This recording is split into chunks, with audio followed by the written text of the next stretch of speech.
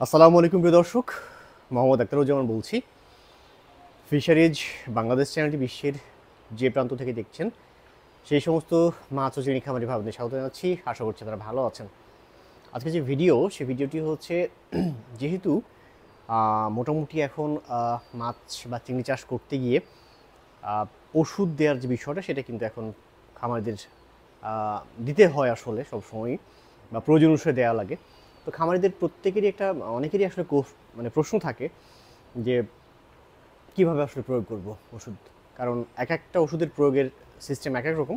তো আমি চেষ্টা করেছি যে টোটাল প্রসিডিউরটাকে সংক্ষিপ্ত করে আপনাদের বোঝার মতো করে বলার জন্য। তো ভিডিওটি হচ্ছে মন দিয়ে দেখতে হবে, তাহলে হচ্ছে আমরা মোটামুটি বুঝতে পারবো যে কোন ওষুধটা আসলে কীভাবে প্রয়োগ করতে হবে। তো চলুন শুরু করি।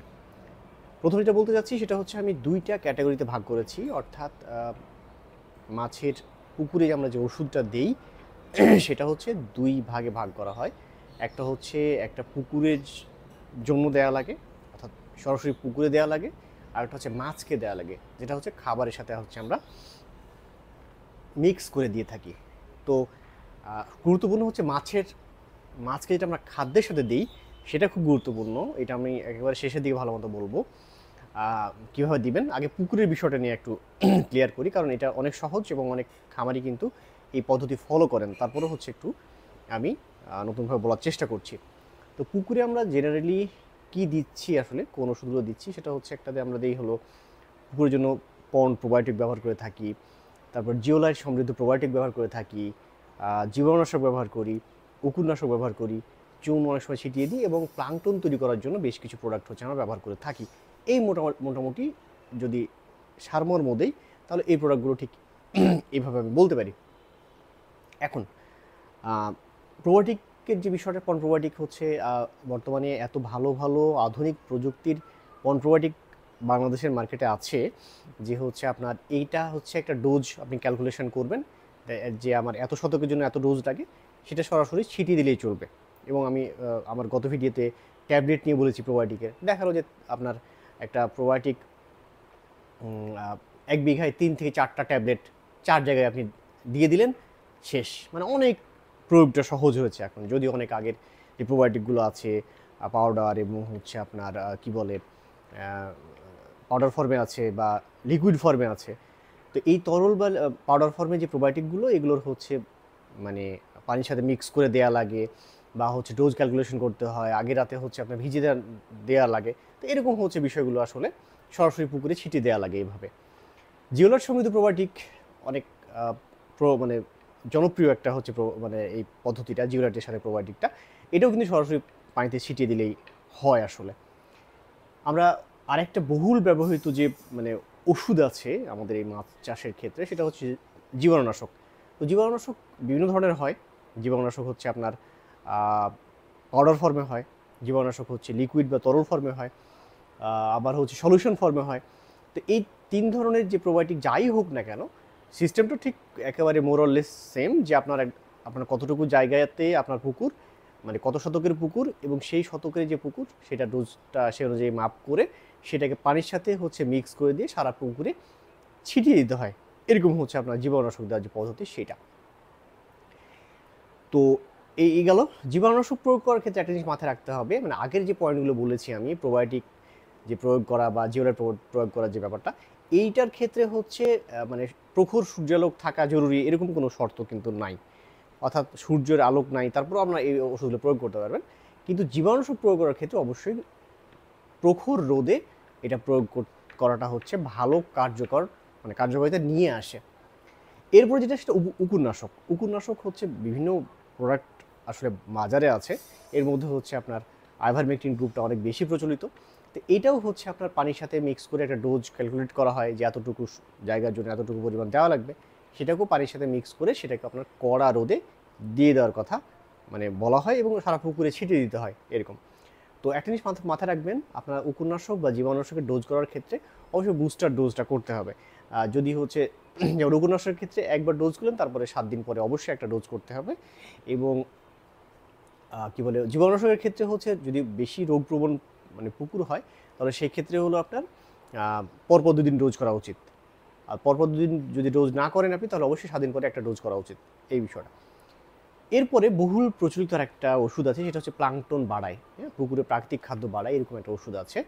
তো এই প্লাঙ্কটন যেগুলো বাড়ায়, সেই প্লাঙ্কটন বাড়ানো যে ওষুধগুলো, সেগুলো হচ্ছে আপনার বেশ কিছু ভালো ভালো উপকরণ সমৃদ্ধ প্রোডাক্ট পাওয়া যায়।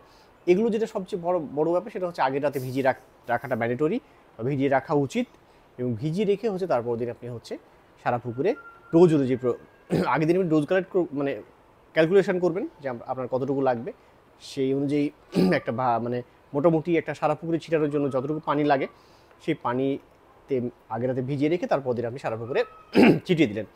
এই মোটামুটি হচ্ছে আপনার মানে প্লাঙ্কটন জাতীয় যে প্রোডাক্টগুলো সেটার আছে। আরেকটা প্রোডাক্ট খুব বেশি বহুল ব্যবহৃত হয়, মানে খামারিরা ব্যবহার করেন, সেটা হচ্ছে অক্সিজেন যে প্রোডাক্টগুলো দেয়, অর্থাৎ অক্সিজেন জেনারেটর বলি আমরা। তো ওই অক্সিজেন যেগুলো দেয়, ট্যাবলেট বা হচ্ছে আপনার ট্যাবলেট তো সরাসরি ছিটিয়ে দেওয়া লাগে, দেখা গেলো ছিটিয়ে দিলে সেটা সারা পুকুরে একদিন ছড়িয়ে যায়, হ্যাঁ, এটা সাস্টেন রিলিজ করে আপনার এই অক্সিজেন যেগুলো ট্যাবলেটগুলো। আবার হচ্ছে আপনারা মনে রাখবেন যে অক্সিজেন জেনারেটরগুলো অবশ্যই ভালো কোম্পানিগুলো ইউজ করা ভালো, কারণটা হচ্ছে যে অনেক অক্সিজেন হচ্ছে অনেক নিম্নমানের সোডিয়াম পারকার্বনেট বাংলাদেশে পাওয়া যাচ্ছে। সো এই অক্সিজেনগুলো হচ্ছে ভালো কোম্পানিটা ব্যবহার করার চেষ্টা করবেন। আর যেগুলো হচ্ছে সাধারণত পাউডার ফর্মে অক্সিজেন আছে, সেই পাউডার ফর্মে অক্সিজেনগুলো হচ্ছে মানে অনেক সময় পানির সাথে মিক্স করে দিয়ে হচ্ছে ছিটিয়ে দেওয়া লাগে, এরকম আসলে ব্যাপার মানে করা লাগে আসলে। তো এই মোটামুটি হচ্ছে পুকুরের জন্য যেটা ব্যাপার সেটার কথা বললাম। এরপরে আসবো আমি হচ্ছে মাছের জন্য। মাছের জন্য আমরা কি করছি? মাছের জন্য আমরা আসলে খাবারের সাথে মিক্স করে দিচ্ছি। কি দেই? ভিটামিন দেই, মিনারেল দেই, অ্যামাইনো অ্যাসিড সমৃদ্ধ প্রিমিক্সগুলো দেই। একটা পেটের জন্য একটা প্রোবায়োটিক প্রয়োগ করি, গ্রোথ প্রমোটর প্রয়োগ করি।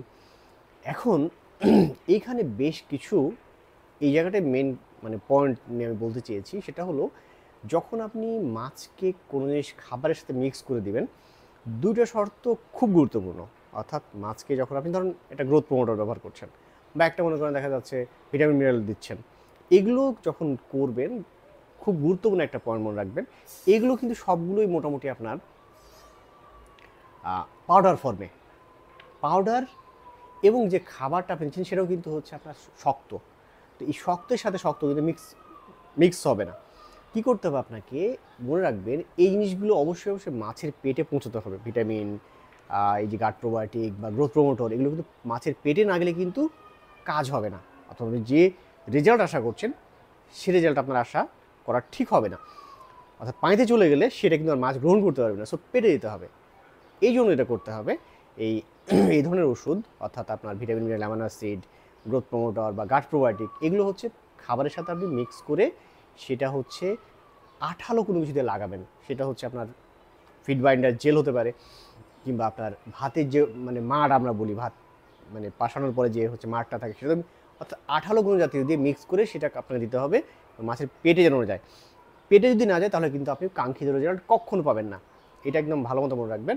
সো এই ওষুধগুলো অনেক খামারি এটা ভুল করেন, সেটা হলো যে খাবারের সাথে মিক্স করে দিলেন, জাস্ট দিয়ে ছিটিয়ে দিলেন পুকুরে, বা খাবার দিয়ে দিলেন, ওইটা কখনো মিক্স হয় না, এটা পানি তলা চলে যায় এবং সেটার কখনো কার্যকারিতা পাওয়া যায় না, যার ফলে হচ্ছে আপনার মাছ বা চিংড়ি ভালো মতো বাড়ে না।